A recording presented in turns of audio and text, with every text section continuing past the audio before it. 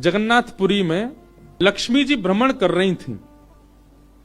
जगन्नाथ भगवान की पत्नी लक्ष्मी, और पूरे पुरी क्षेत्र में भ्रमण करते करते उन्होंने देखा कि मैं किस पर कृपा करूं। तो सबसे पहले लक्ष्मी जी गई अर्चकों के पास, जो जगन्नाथ जी को उठाते, सुलाते, खिलाते, नहलाते, भोजन प्रसाद कराते। बोले ये अर्चक हैं, पहले अर्चकों को देखें, इनके यहां किसी परिवार में अगर हमको कृपा करनी हो तो लक्ष्मी जी सब अर्चकों के घर में गई। देखा महाराज सूर्य उदय हो गया, ये तो अभी सो ही रहे हैं, ना आचार विचार शुद्ध, ना खान पान की शुद्धि। लक्ष्मी जी ने देखा महाराज सबरे पुजारी, अर्चक, साधक लेट लेट तक सो रहे हैं, ना आचार विचार शुद्ध, ना खान पान की शुद्धि, ना वस्त्रादि धुले हुए, एक ही वस्त्र हैं, 5-5 दिन तक उन्हीं को पहनने हैं। लक्ष्मी जी बोली ये मेरे रहने लायक स्थान नहीं है, इसको यहां नहीं आऊंगी मैं। और तभी लक्ष्मी जी ने आगे जाकर के देखा कि वह परिवार जिनको झाड़ू लगाने की सेवा थी, नाली आदि साफ करने की सेवा थी, जिनको मंदिर में प्रवेश तक नहीं करने दिया जाता, उनके घर में गोबर का चौका, सब ब्रह्म मुहूर्त में उठ गए हैं, तुलसी जी को जल दे रहे हैं, घर में बिल्कुल शुद्ध भोजन बन रहा है, आचार विचार की शुद्धि, हाथ स्वच्छ हैं, पैर बच, जन्म से उनकी जाति कहीं ऊंची नहीं है, लेकिन बाकी सब कुछ उनका स्वस्थ था, बिल्कुल शुद्ध था। लक्ष्मी जी की कृपा चाहते हैं ना, पवित्र रहना प्रारंभ कर दो। लक्ष्मी जी को पवित्रता बहुत प्रिय है। आपने आज जो वस्त्र पहने, कल अगर आपने पहन लिए, लक्ष्मी जी तुरंत चली जाएंगी। इतनी भी अपवित्रता लक्ष्मी जी को प्रिय नहीं है। लक्ष्मी जी बोली ये अच्छी है, इसके यहां मैं जाऊंगी। लक्ष्मी जी प्रत्यक्ष प्रकट हो गई उनके घर में जाकर के।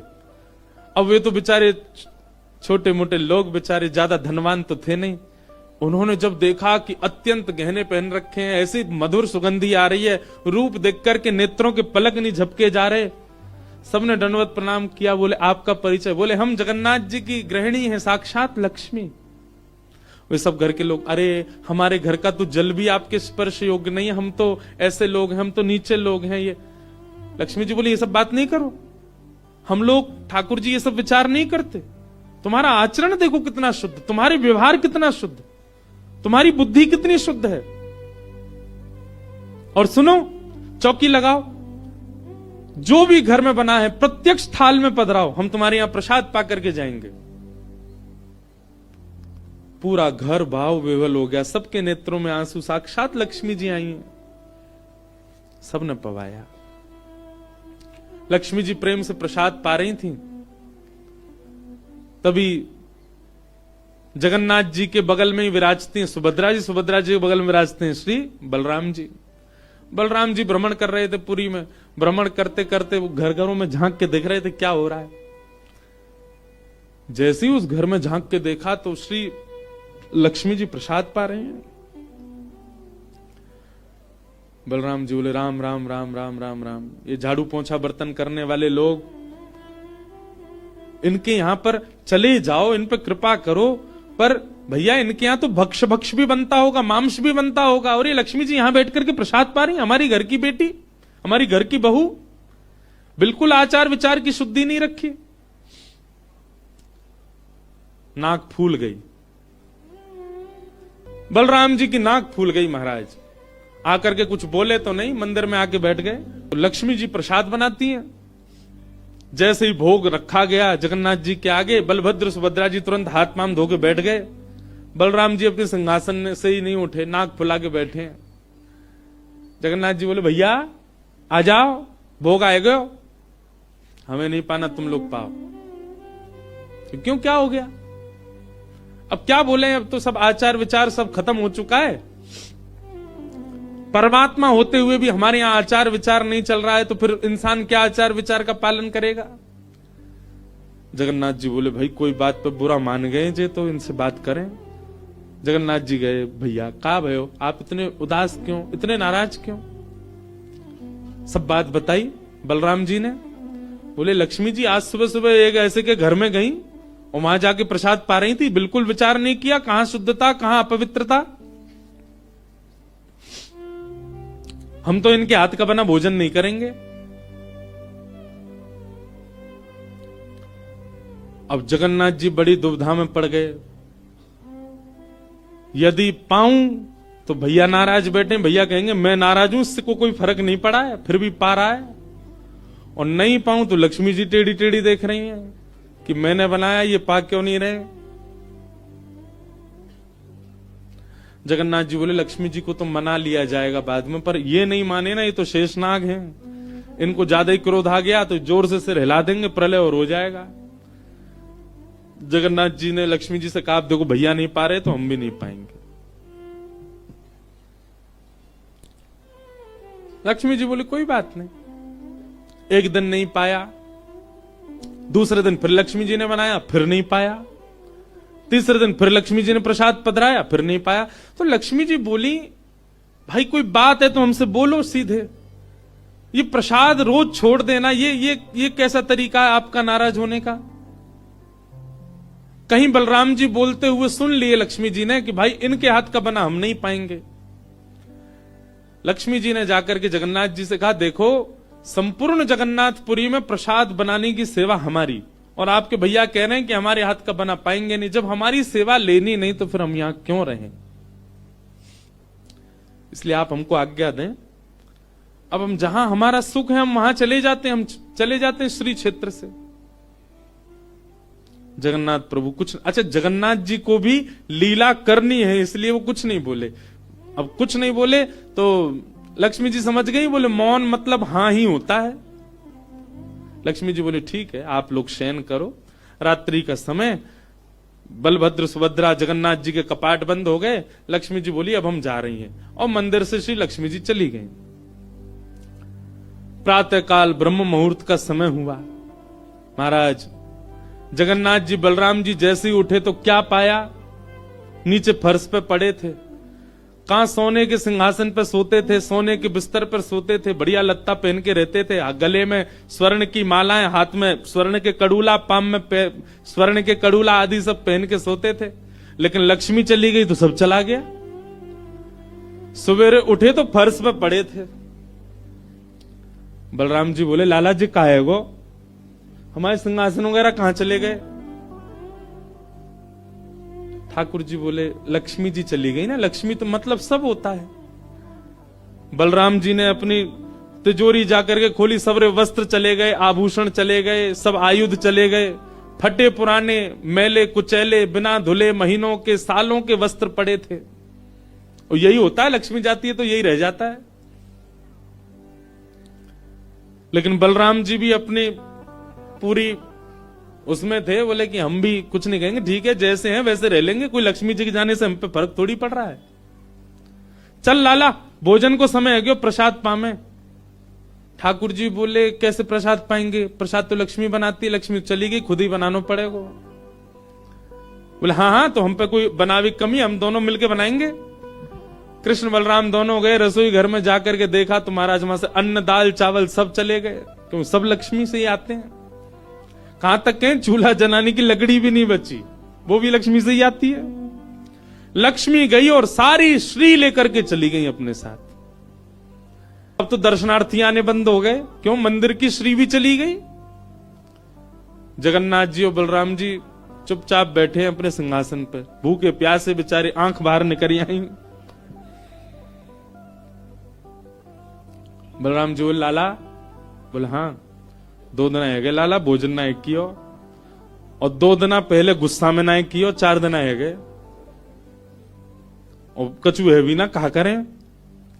देखो इस बात को कोई ऐसे मत ले लेना, लोग सोचने वाले यूं भी लेते हैं, बताओ महाराज जी कुछ भी बोल रहे हैं, वो साक्षात ब्रह्म है। लक्ष्मी जाने से उन पर कोई प्रभाव पड़ेगा? लक्ष्मी जाने से कोई प्रभाव नहीं पड़ता ठाकुर जी पर ठाकुर जी बलराम जी को ये बताना चाह रहे हैं कि भाई किसी को हेय दृष्टि से मत देखो, उसी के लिए पूरी लीला हो रही है। ठाकुर जी बोले दाऊ दादा एक काम है सके, बोले कहा, बोले समुद्र के किनारे स्वर्ग आश्रम है जहां पर लोगों की अंत्येष्टि होती है। बोले हाँ, मैंने एक बार देखा था वहां पे लोग कटोरा लिए बैठे रहते हैं और उनको कुछ ना कुछ मिल ही जाता है, आपकी आज्ञा हो तो वहीं चलें, कछु तो मिल जाएगा। लाला पूरी दुनिया काकेगी, बताओ कृष्ण बलराम क्या कर रहे हैं ये। बोले ऐसे थोड़ी जाएंगे, रूप बदल के चलेंगे, कछु तो मिलेगा, पेट तो नहीं भरेगा हमारा। लक्ष्मी जी तो आएंगी नहीं, नाराज होकर चली गई। बलराम जी बोले हाँ हाँ जान दे, ये बहू के बड़े नखरे हैं, चली गई तो कहा हम का भूखे रहेंगे, चल लाला मेहनत करके उद्यम करके भिक्षा मांग के पालेंगे। और श्री कृष्ण बलराम दोनों छोटे से बालक का रूप धारण करके गए और स्वर्ग आश्रम के बाहर कटोरा लेके बैठ गए, कोई कुछ तो दे जाएगा। ठाकुर जी और बलराम जी अपनी झोली फैला के जय जगन्नाथ मैया तेरा भला हो, कुछ दो। और कोई कुछ नहीं दे। एक ने तो डांट दिया, बोले हे छोटे बालकों क्या करते हो, विद्यालय जाया करो, पढ़ाई लिखाई किया करो, क्या बचपन में आके बैठ गए हो यहाँ पे। बलराम जी बोले लाला ही तो बहुत डांट रही है। ठाकुर जी मनी मन कहे और कर लो अपमान लक्ष्मी जी का। इतने में ही एक महात्मा आए, उन पर धन तो था नहीं, उनके पास में बस मूड़ी थी, महात्मा जी के पास भेल थी, भेल। ठाकुर जी ऐसे झोली फैला के बैठे, बलराम जी भी। तो महात्मा जी ने क्या किया, ऐसे करके लो बच्चों, लो पालो, पेट भर लो। बलराम जी बोले लाला एक समय को भोजन तो मिल ही गयो। ठाकुर जी बलराम जी दोनों खुश हुए। लक्ष्मी जी ने दूर से देखा, ए पवन देव जोर से बहना प्रारंभ करो। ऐसी जोर की हवा चली महाराज, सबरी मूड़ी उड़ गई। बलराम जी और ठाकुर जी पीछे पीछे भागे, मूड़ी सबरी उड़ गई।